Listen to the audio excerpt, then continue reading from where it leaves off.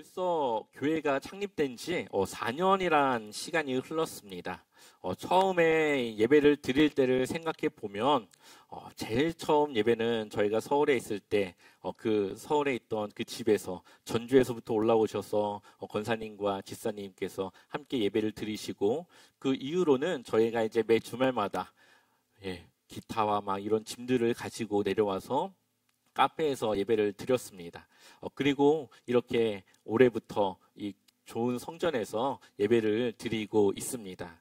생각해보면 정말로 이 1년 1년을 버티고 유지하고 그렇게 막 했던 그런 시간들이 있었는데, 돌아보면 정말로 하나님의 은혜와 도우심과 그 인도하심이 얼마나 많았고 얼마나 컸는지를 다시 한번 감사하게 됩니다. 수많은 교회가 올 한 해에도 개척이 되고, 또 내년 새해가 되면 또 그런 교회들 중에 대부분의 90% 이상의 교회들은 또 문을 닫습니다.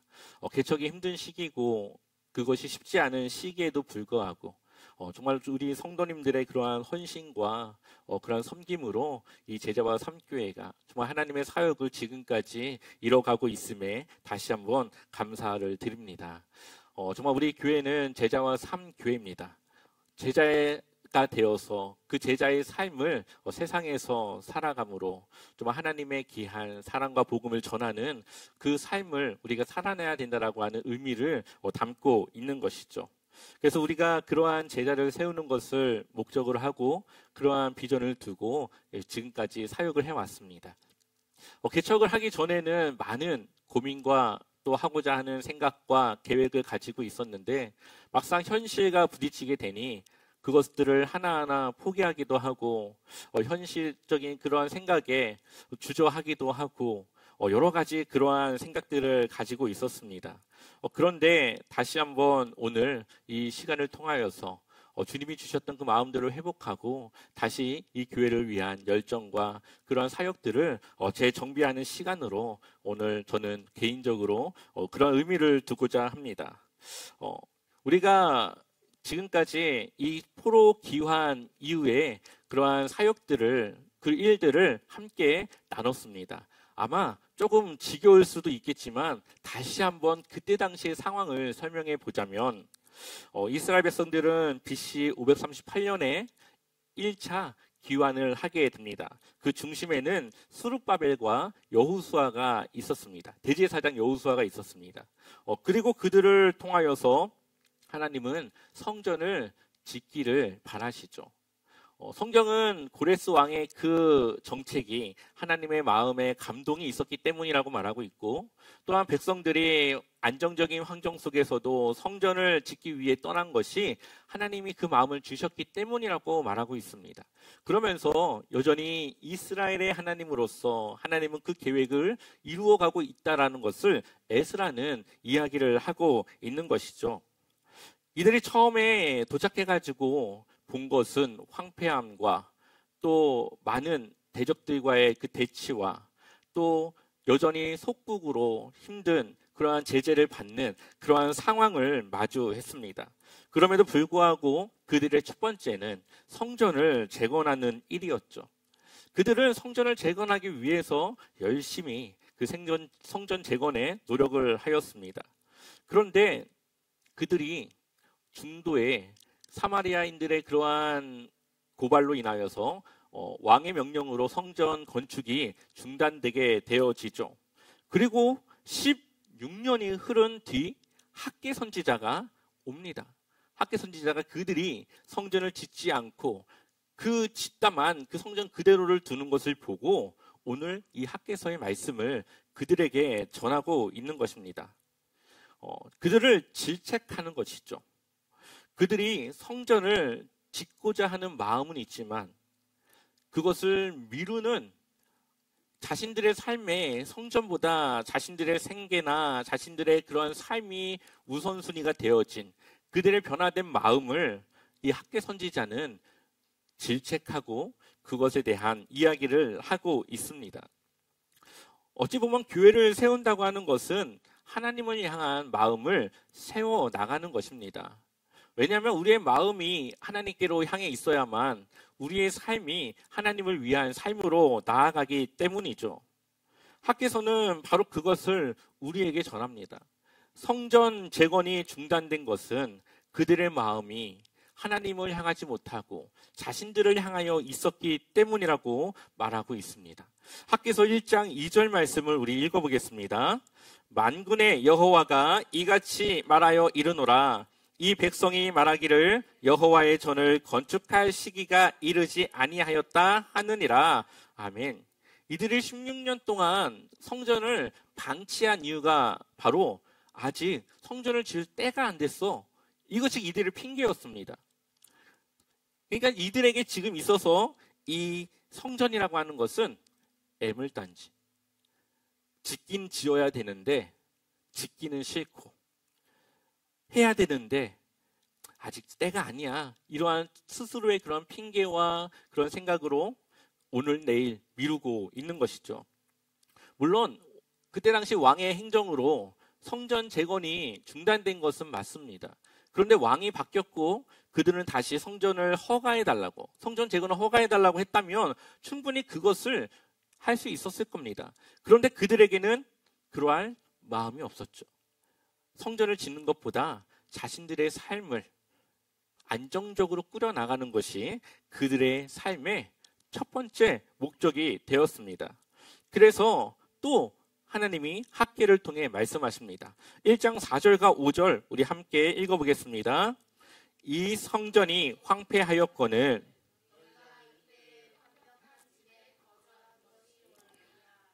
그러므로 이제 만군의 여호와가 이같이 말하노니 너희는 너희의 행위를 살필지니라.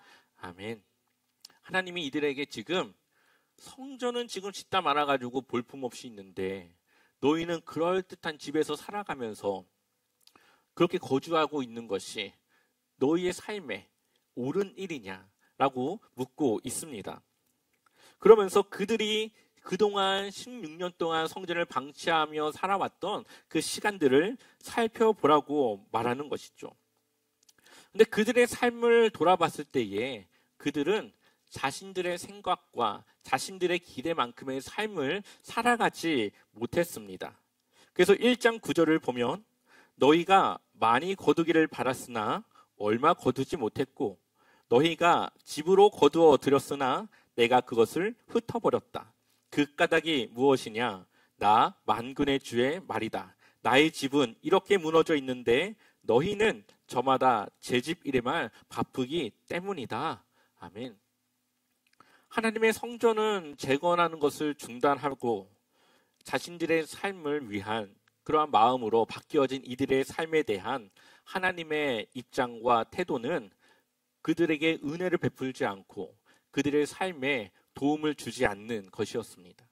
왜냐하면 그것을 통해서 그들의 어려운 환경 속에 하나님을 찾고 하나님께 돌아오길 바랬던 것이죠.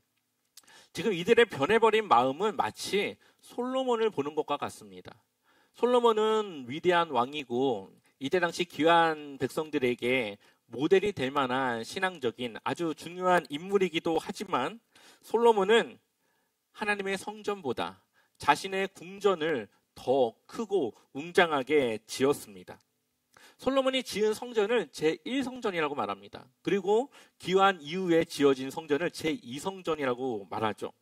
솔로몬이 이 성전을 지을 때 약 7년이 걸렸고 많은 자원과 그러한 물질들을 통해서 그 성전을 건축했습니다. 그런데 그 이후에 자신의 궁전을 짓는 데는 13년이라고 하는 시간을 드립니다. 크기는 성전의 2배 정도에 되는 크기였고 그것을 짓는 데 사용하는 자원은 당연히 훨씬 더 많은 것을 들였겠죠. 성전보다 더 화려하고 웅장하게 자신의 집, 바로 그 솔로몬 궁전을 지은 것입니다. 여기서는 무엇을 더 크게 짓고 웅장하게 지은 것을 보여주는 것이 아니라 솔로몬의 마음이 어디에 있느냐를 보여주는 것이죠. 솔로몬은 자신의 마음이 이제 하나님께로부터 자신에게 돌아섰고 그래서 자신이 이 나라의 왕으로서 궁전을 더 크게 짓고 자신의 지혜와 자신의 기술과 능력으로 외교술로 가지고 여러 나라들과 좋은 협력적인 관계로 이 이스라엘이라고 한 나라를 이끌기 원했습니다. 그리고 나서 이스라엘은 점점 타락하게 되고 솔로몬의 변화된 마음 때문에 결국 이 나라는 둘로 나눠지게 되는 것이죠. 마찬가지로 이들의 마음은 하나님을 향하였던 그 마음이 돌아서서 자신들을 향하고 있습니다. 그것이 바로 그들의 삶에 나타나는 겁니다. 하나님의 성전은 방치된 것을 매일 보면서도 그것을 짓기보다 그것을 뒤로 미루고 자신들의 삶을 먼저 이루고자 하는 그러한 신앙생활의 우선순위가 바뀌어졌다라는 거죠. 마치 우리의 신앙생활과도 같은 것 같습니다. 우리의 신앙생활이 하나님께 우선순위가 있을 때는 하나님께 무엇이든 첫 번째로 맞춥니다. 그러나 그렇지 않을 때는 늘 하나님의 일보다 자신의 삶이 먼저 되어지죠. 그래서 때로는 어떤 성도들의 모습을 보면 교회에서 무언가를 할 때는 피곤하고 시간이 없는데 꼭 SNS를 보면 맛집을 찾아다니면서 전국을 돌아다니는 그러한 분들을 보게 됩니다. 교회에 헌금하는 것은 아까워서 그것을 주저하면서도 카드빚을 내서라도 해외여행을 다니는 분들도 많이 있습니다. 교회에서는 안 된다고 주저하는 그러한 것들에 다른 것에는 어떻게든 방법을 찾아 자신이 하고자 하는 것을 하는 수많은 그리스도인들이 있는 것이죠. 문제는 그 행동의 그 중심과 그 근본에는 그 마음이 어디에 있느냐를 보여주는 겁니다. 그들의 마음의 중심이 어디에 있느냐를 우리에게 보여주는 것이죠. 주일 예배라고 하는 것은 우리의 신앙생활의 중심이 되어져야 합니다. 주일 예배는 빠지지 말아야 되고 반드시 참여하여서 이 주일날 들은 말씀을 통해 일주일의 삶을 어떻게든 살아나서 또 하나님을 잊었다가도 주일 예배를 통해 다시 한번 그 마음을 회복해서 한 주간을 살아가야 되는 아주 중요한 그러한 시간입니다. 그럼에도 불구하고 어쩔 때는 빠져야 될 때도 있습니다. 물론 저는 개인적으로 1년에 한 번 정도는 주변에 신앙이 연약하거나 믿지 않는 분들을 섬기는 것으로 그 예배를 대체해도 된다라고 생각을 합니다. 왜냐하면 그러한 섬김을 통해 그들에게 주님의 사랑을 전할 수 있고 주님의 그 마음을 그들에게 전할 수 있다면 그것 또한 그 현장에서 하나님께 드려지는 귀한 예배라고 생각하기 때문이죠. 개인적으로 담임 목사도 1년에 한 번 정도는 다른 교회의 예배를 드리면서 그 교회에 대한 배움과 그 교회에 대한 여러 가지 새로운 생각들을 가져야 된다라고 생각합니다. 근데 아직 우리 교회는 그러한 환경이 안 되기 때문에 그럴 수는 없겠지만 그러한 여건이 된다면 그러한 과정들도 필요한 것이죠. 문제는 어쩔 수 없이 빠지는 것과 어쩔 수 없는 핑계를 대고 빠지는 것은 다르다는 겁니다. 예를 들어 시험이 주일에 있어요. 그러면은 당연히 못 나오는 거죠. 시험을 치러야 되기 때문에 그거는 이해가 되는 겁니다. 회사에서 당직을 서야 되는데 그것을 바꿀 수 없고 그 시간을 당직을 서는 걸로 사용해야 된다면 그럼 어쩔 수 없는 겁니다. 직업의 특성상 그 시간은 빠질 수밖에 없는 것이죠. 그런데 문제는 그러한 예배에 참석하지 못하는 것이 점점 하나님과의 거리가 멀어지고 하나님을 향한 마음이 사라진다면 이것은 직업을 바꿔야 되는 문제입니다. 직업을 유지하는 것보다 하나님을 향한 신앙을 유지하는 것이 더 하나님께서 원하시는 일이고 우리가 해야 될 일이기 때문에 그렇죠. 혹은 주일날 빠졌더라도 혹시 주중에 쉬는 날이 있거나 아니면 틈이 있으면 그 주일에 예배드리지 못한 그 시간을 채우기 위해 개인적인 노력, 예배를 영상을 본다던가 아니면 말씀을 통해 여러 가지 하나님과의 교제 시간을 가져야 됩니다. 예배에 참석하지 못하더라도 그 마음은 하나님께 있어야 되는 것이죠. 그래서 우리는 주일을 통해 다시 한번 신앙의 회복과 하나님을 향한 우리의 삶을 다짐하고 결단할 수 있습니다. 그래서 이 주일 예배는 우리의 신앙생활에 아주 중요한 일이죠. 우리가 물질도 11조를 드리지만 우리의 시간과 삶에 대한 11조 또한 하나님께 우리는 드려야 됩니다. 그래서 우리의 시간 중에 하나님을 위한 시간을 구별해서 사용해야 되는 것이죠. 이 모든 것은 그 사람의 마음에 달린 겁니다.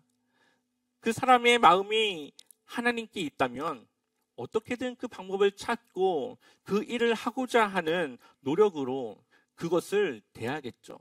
그리고 안 된다면 어쩔 수 없지만 어떻게든 방법을 찾아서 하나님께 예배할 수 있도록 그 길을 찾을 겁니다. 근데 여전히 하나님께 돌아서지 않는 그러한 성도님들의 삶은 늘 핑계를 댈 때가 있습니다. 마치 이 귀한 자들이 성전을 지을 때가 되지 않았기 때문에 아직 안 지어도 되라고 핑계를 대고 있듯이 그렇게 자신들의 핑계를 대는 겁니다. 물론 담임 목사가 그것을 들었을 때 그 사정을 이해하고 저는 충분히 그것을 그렇죠 말할 수 있겠지만 하나님은 그 마음을 아시는 분입니다. 저는 그 사람의 의도와 마음을 읽을 수 없지만 하나님은 그것을 아신다라는 거죠. 사실 이 예배를 핑계대고 나오지 않는 것은 담임 목사에게 그것을 말하는 것이 중요한 것이 아니라 하나님과 나와의 관계인 것을 우리는 기억해야 됩니다. 차라리 그러한 마음을 숨기지 말고 솔직하게 하나님께 그것을 놓고 기도해야 됩니다. 예배에 대한 마음이 생기지 않는다라는 것을 기도하며 그 마음을 회복해 달라고 하나님께 기도하는 것이 더 우리의 하나님을 향한 마음의 중심을 드리는 것입니다. 그래서 하나님은 이들이 다시 하나님 앞에 나아가기로 결단을 하고 그 이후에 하나님은 이들에게 이렇게 말씀하십니다. 1장 13절 말씀 같이 읽어보겠습니다. 그때에 여호와의 사자 학개가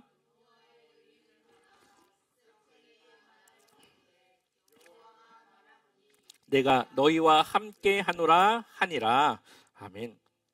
학개의 이러한 이야기를 듣고 이 귀한 자들은 마음을 돌렸습니다. 다시 하나님을 향한 마음으로 성전을 짓고자 하는 생각으로 변화되었습니다. 그러자 하나님은 그들과 함께 하겠다라고 말씀하고 있죠.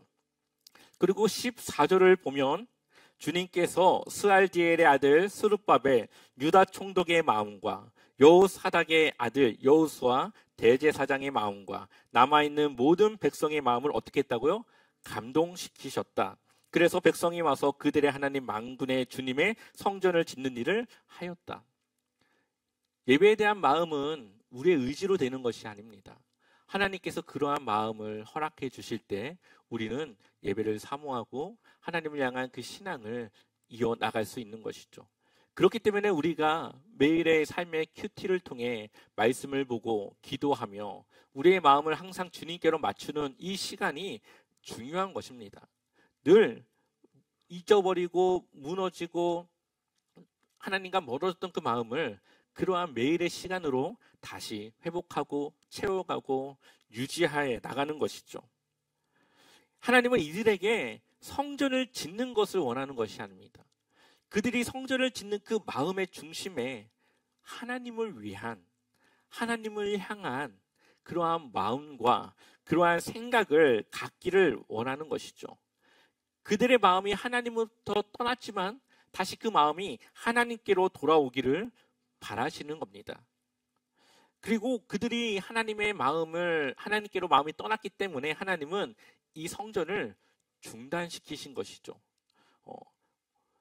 그 이후에 2장을 보게 되면은 이들의 부정과 정결에 대한 이야기를 합니다. 부정은 부정한 것을 만지면 그 만지는 사람이 부정해지죠. 그런데 거룩은 거룩한 것을 통해 거룩을 줍니다. 이들이 부정한 상태에서 하나님의 성전을 건축하고 하나님의 성전을 지어나가는 것이 하나님 보시기에 그것이 좋지 않다라는 겁니다. 그래서 하나님은 그들의 마음을, 그들의 그 부정을 거룩하게 바꿔주십니다. 거룩이라고 하는 것은 결국은 하나님과의 관계가 온전하냐 온전하지 않느냐입니다. 하나님과의 관계가 끊어진 이들의 그 부정함을 하나님과의 관계를 회복함으로 다시 정결과 거룩함으로 그들이 성전을 지을 수 있는 그러한 모습을 바꿔주시는 것이죠. 그리고 이들에게 다시 하나님은 약속을 합니다. 학개서 2장 19절 말씀 한번 읽어보겠습니다. 곡식 종자가 아직도 창고에 있느냐? 포도나무, 무화과나무, 석류나무, 감람나무의 열매가 맺지 못하였느니라. 그러나 오늘부터는 내가 너희에게 복을 주리라. 아멘. 여기서 말하는 오늘은 이들이 성전을 짓기 시작하는 그 때를 말합니다. 이들의 성전을 짓기로 시작하자 하나님은 그들의 하나님으로 함께 하시고 복을 주시겠다 말합니다. 이들의 삶은 자신들의 삶을 세우고 열심히 자신들의 삶을 위해 살아갔지만 그들이 노력한 만큼의 대가를 받지 못했고 그들이 생각과 기대했던 만큼의 그러한 수확을 거두지 못했습니다. 그래서 곡식 종자가 있어야 다음 해에 얻을 곡식에 그 씨를 뿌려 파종을 하는데 이들의 창고에는 곡식이 없어 다음 해에 거둘 그 곡식을 파종할 수 없는 그러한 상황이 있다고 말하고 있는 것이죠. 그러나 하나님은 그것을 바꿔주시겠다, 복을 주시겠다라고 이야기를 합니다. 하나님의 은혜가 이들에게 함께하지 않았을 때에 어쩔 수 없이 또 생각지 않았던 그러한 문제들에 이들은 속수무책으로 당할 수밖에 없었지만 이제는 하나님이 그들을 지켜서 그러한 문제 앞에서 하나님께서 그분의 능력으로 그것을 막으시고 그들의 그 삶을 책임지시겠다라는 그런 하나님의 그런 의지와 약속을 주고 있습니다. 그래서 2장 17절을 보면 만군의 여호와가 말하노라 내가 너희 손으로 지은 모든 일에 곡식을 마르게 하는 재앙과 깐부의 재앙과 우박으로 쳤으나 너희가 내게로 돌이키지 아니하였느니라. 아멘. 여기서 말하니까 이들이 그렇게 열악한 환경에 처한 것은 여러 가지 자연재해 가운데 하나님이 그들을 돌보지 않았기 때문이라고 말하고 있죠. 그 이유는 내게로 돌이키지 아니하였기 때문에 혹여나 이러한 어려운 상황이 있으면 하나님께 돌아올까 그러한 기대로 하나님은 16년을 기다리고 계신 겁니다. 혹시 여러분들의 삶에 어려움과 스스로 해결할 수 없는 일들이 있다면 그것은 물리적인 문제보다 하나님과의 관계를 회복하여 나가는 것이 그 삶의 문제의 해결책일 수가 있습니다. 하나님이 나의 하나님이 되어지고 내가 하나님의 백성과 자녀가 되었을 때에 하나님이 나의 삶에 개입하셔서 나의 삶의 문제 가운데 함께 그것을 이겨낼 수 있도록 도와주십니다. 그것이 우리가 신앙생활을 하며 하나님을 믿는 그 믿음 안에 살아가는 그 이유인 것이죠. 우리는 예측할 수 없지만 하나님은 예측할 수 있고 우리는 그 일을 이겨낼 수 없지만 하나님은 그것을 이겨낼 능력이 있으신 분입니다. 그러니 우리의 관계가 혹시 하나님과 그 마음이 돌아섰다면 다시 오늘 이 시간을 통하여 하나님께로 그 마음을 돌리시길 소망합니다. 기한 이후 성전을 재건하는 모습을 보면 솔로몬의 성전과 똑같이 재건합니다. 짓는 방식도 똑같고요. 크기도 똑같고 그 모양도 똑같이 그 재료도 똑같이 만듭니다. 그런데 평가가 다릅니다. 학개서 2장 3절 함께 읽어보겠습니다. 너희 가운데에 남아있는 자 중에서 이 성전에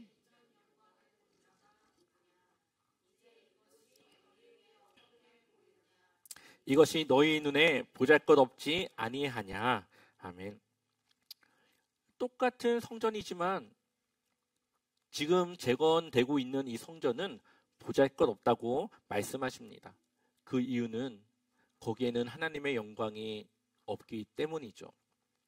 솔로몬이 성전을 지었을 당시에는 하나님의 영광이 그 안에 임하게 되었습니다. 그래서 열왕기상 8장 10절과 11절을 보면 제사장이 성소에서 나올 때에 구름이 여호와의 성전에 가득하매 제사장이 그 구름으로 말미암아 능히 서서 섬기지 못하였으니 이는 여호와의 영광이 여호와의 성전에 가득함이었더라. 아멘. 이들의 성막 가운데서도 하나님의 영광이 함께했고 솔로몬이 지은 성전도 하나님의 영광이 그 안에 가득함을 그러한 구름의 모습으로 보여주시지만 지금 이 성전에는 하나님의 영광이 함께하지 않는 보잘것없는 성전임을 이야기하고 있습니다. 결국은 우리의 신앙생활이 하나님께 온전히 드려지기 위해선 우리의 삶의 형식이 아니라 우리의 마음이 하나님께로 돌아서야 된다는 겁니다. 우리가 그냥 겉으로 볼 때는 똑같은 신앙생활을 하는 것 같지만 실질적인 그 삶에 나아가서 정말 그 삶이 하나님의 백성의 삶인지 아니면 주일은 하나님의 백성이지만 교회를 나가서는 세상 사람들과 구별되지 않는 삶인지 그것이 바로 다른 것이죠. 하나님의 영광을 나타내는지 하나님의 영광을 나타내지 않는지 그것은 그 사람이 하나님의 거룩한 성전인지 거룩한 성전인 척하는 겉모습만 그런 것인지를 구별해내는 것입니다. 그래서 우리의 마음이 중요한 겁니다. 우리의 마음이 하나님께 있다면 우리는 무엇보다 하나님을 위한 일에 우선순위를 두게 됩니다. 그러한 삶을 통해 우리는 하나님의 영광을 나타내는 것이죠. 오늘 이 시간 우리의 마음은 어디에 있는지 각자의 삶을 돌아보길 소망합니다. 오늘 우리는 하나님 앞에 결단해야 됩니다. 나의 삶을 하나님의 거룩한 성전으로 세워갈 것을 결단하고 하나님을 예배하는 삶을 살아갈 것을 결단하고 나의 마음을 하나님께로 향하여 주님의 뜻을 이루며 살아갈 것을 결단해야 합니다. 이 시간 내가 결단하는 그 순간 하나님이 나와 함께 하시고 나를 회복시키시고 하나님이 함께 하여서 우리의 삶을 하나님이 인도하시고 동행하시는 그 삶으로 나아갈 줄 소망합니다.